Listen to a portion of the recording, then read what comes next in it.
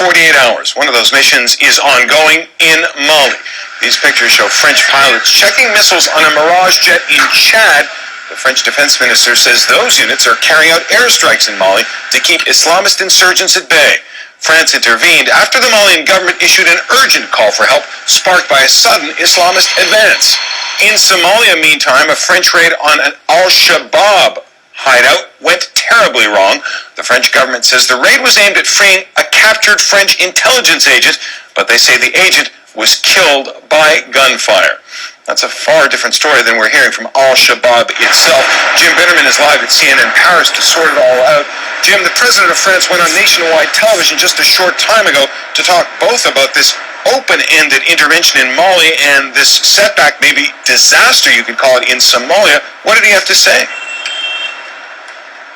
Well, he's made a number of points, John, and most interestingly, he's apparently also unaware and uncertain whether or not that hostage was indeed killed. The hostage, Denny Alex, who's been held hostage in west of Mogadishu in Somalia for the last 2.5 years, since 2009, basically was being held by captors, and according to the French reports, he was killed in the firefight as the French soldiers attempted to release him.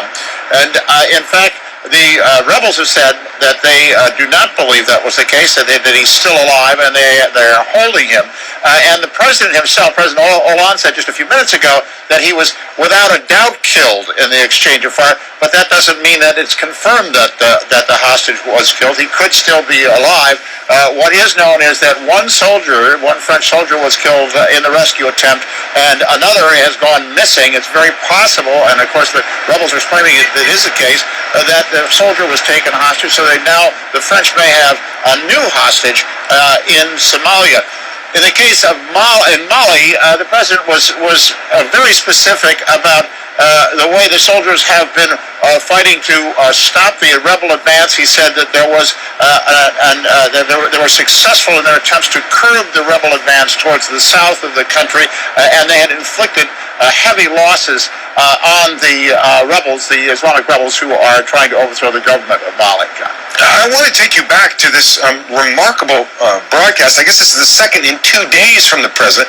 He's got the ongoing intervention in one African country, the deadly attempt to rescue a hostage in another. All this from a head of state who's been in office, less than 8 months, or roughly 8 months now? Is this what the French were expecting from François Hollande? I certainly don't think so, because he made a campaign promise to get the French troops out of Afghanistan, and did everything he could to indicate that he was not going to be an interventionist president. But in the case of Mali, he was faced with a direct appeal from the president of Mali for help. French troops specifically were asked to come in and help the government stabilize the situation and stop the rebel advance towards the capital in the south. So I don't think that the French expected Hollande to operate this way, and I'm not sure Mr. Hollande expected to operate this way as president. As far as the rescue attempt is concerned, he did confirm tonight that he made the decision a couple of days ago that the intervention should take place to try to free that hostage, and he had made that decision personally. Some of the experts we've heard in the French media over the last few hours here basically are saying that, in fact, what happened was that the military experts said it was a time to act, and there had been 3 or 4 moments over the past few years when they could have acted as well, but they weren't really certain. But that last night they were certain, and so they went ahead and authorized the operation, John. Jim Bitterman, live from CNN Paris. Thanks very much. Well, let's look a little more closely at Mali, where several hundred French forces are bolstering the Malian military in its battle against Islamic rebels. In the capital, Bamako, there is renewed hope today that the rebels can be stopped. Journalist Katerina Hoye is in Bamako. She joins us now on the line. What's going on around you? Are the French forces really making their presence felt? Not at the moment, no. We have French forces still up in the north, of course, but we have seen a change here in Bamako and in Mali as well, with the French army arriving, and the support has increased for a military intervention. People are now supporting the French troops in their attempt to chase out the Islamists who have occupied northern Mali. Now, we heard just a few moments ago the president of France trying to explain this intervention to his people, and he made 2 points very clearly yet again. France's only interest, he said, was to protect a friendly nation, and that it was operating through the cooperation of the United Nations. Do the people of Mali agree that the French troops were needed? Their government clearly asked for the help, but what do the people think? Do you have any sense? Well, at the moment, people are welcoming the French troops and they are agreeing to an intervention.